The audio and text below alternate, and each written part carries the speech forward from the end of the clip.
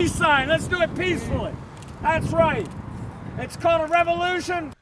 The DC cannabis community came together to support veterans in need of medical marijuana on what they call Salute the Service Saturday. Growers and edible makers alike gave away free cannabis-infused treats to veterans outside of DC's VA hospital. Salute the Service Saturday was organized by a coalition of DC cannabis activist groups. Their mission?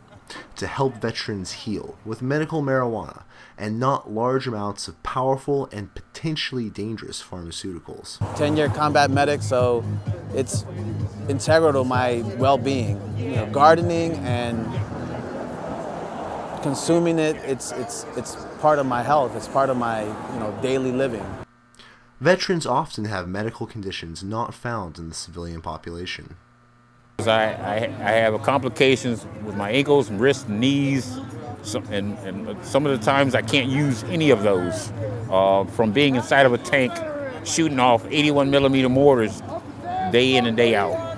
The veterans involved feel that the VA does not adequately take care of their needs and relies too heavily on prescription drugs in treating their conditions. I'm a veteran who gets his health care here in DC. The biggest problem we have as veterans, we don't have access to medical cannabis. Most of the time, service people who are coming back from overseas and experience traumatic events, some of us have had injuries from service, so we have chronic pain, and some of us have chronic psychological conditions.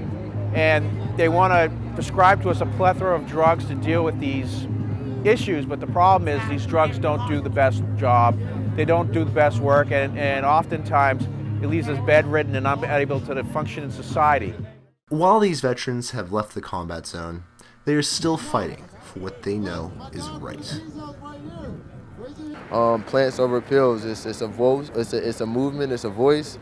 It's understanding, and it's comprehensive from top to bottom. We ask for policy reform.